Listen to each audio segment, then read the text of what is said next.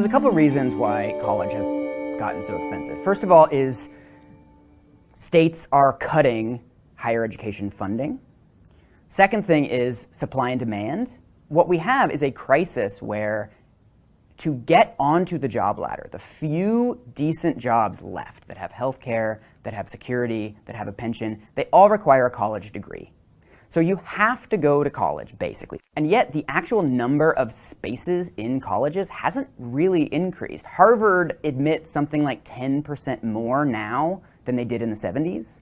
So there are more people competing for fewer spots. And that means that the colleges can just raise the price and they'll find somebody to pay it. No matter how high it gets, somebody is out there paying it. And so they just raise it and raise it and raise it, and we keep paying it.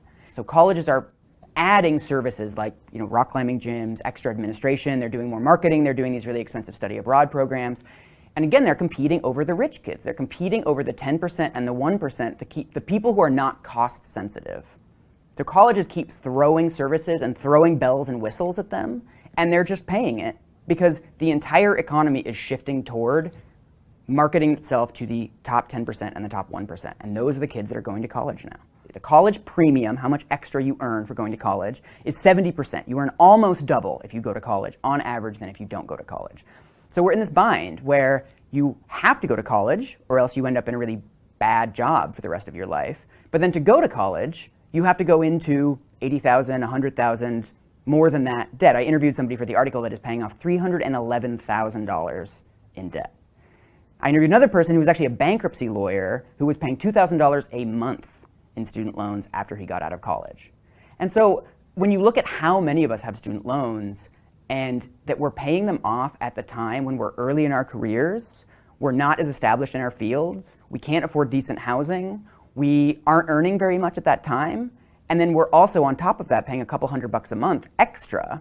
That's money we're not saving, that's money we're not putting to a pension, that's money we're not putting to a home, and that extends the period of what our parents call adolescence, but really insecurity, that extends our period of insecurity into our 30s and our 40s. And so if you look at any poll of millennials, more than half say they have put off marriage, they have put off children, they have put off buying a home because of their student loans. And student loans are the only form of debt that you cannot get rid of in bankruptcy. So they are literally inescapable. Even if you die in some states, your partner might actually have to pay them off for you. So this is a ball and chain around the ankle of millions of millennials. And again, it's not a choice that we made. It's the economy that we're in, that to get onto the job ladder, you need to have an education. So one of the things that we forget, and especially our parents forget, is how much cheaper college used to be. When my dad was in college, he worked for 10 hours a week in the cafeteria, and that was enough for his tuition and a little bit of his rent. That doesn't sound familiar to anybody I know. And what has happened since then is the cost of education has gone up between 400 and 1,200%, depending on the kind of school you go to. Meanwhile, minimum wages haven't really budged, general wages haven't really budged, and the price of everything else has gotten higher too.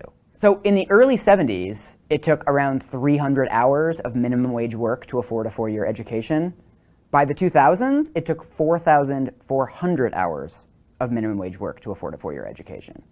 There are a lot of really smart people who look at a debt of $100,000 when they get out and minimum payments of hundreds of dollars every month and go, it's not worth it. And the problem is the economy really isn't working for them.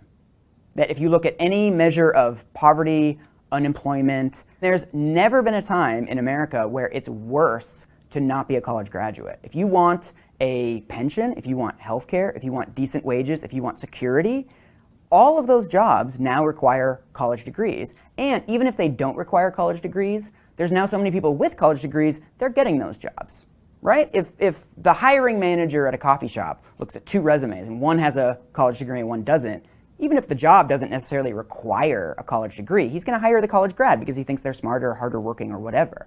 And so you've got kids that are now systematically disadvantaged because they didn't go to college, but it's understandable that they wouldn't want to given the cost. And so we need to think about all of the opportunities that we're missing by having an entire generation of people who look at the cost of college and decide not to go and what those people could be doing if they went. I don't know if other people have noticed this, but at my high school, the rich kids went to college and the smart kids went to college. And it feels like there's this huge tranche of kids that were sort of normal kids. They weren't exceptional. And those mediocre kids, if they were rich, they went to college. And if they were exceptional and they weren't rich, they went to college. But that leaves out this huge structure of all these millions of people who are just kind of average, but just didn't go because they ended up doing something else. I think we as Americans forget that we're the only country where college costs this much, and we're the only developed country without a functioning safety net. It's a lot better in other countries. I actually went to graduate school twice in Europe because I couldn't afford to go in America, and in lots of European countries it is free. Tell everyone you know. And in a lot of other countries it's really cheap. And many of the degrees in English, and those countries are run by adults. They're great. Go there. Also, I also went to community college for 2 years. Community college has a bad reputation for no particular reason. Community colleges are great. So people should consider going to community college and then transferring to a 2-year university. There's nothing wrong with that. Just, we're all doing our best. Find a cheap way that works for you. And if you can get a visa to leave America and stay left, then do that too.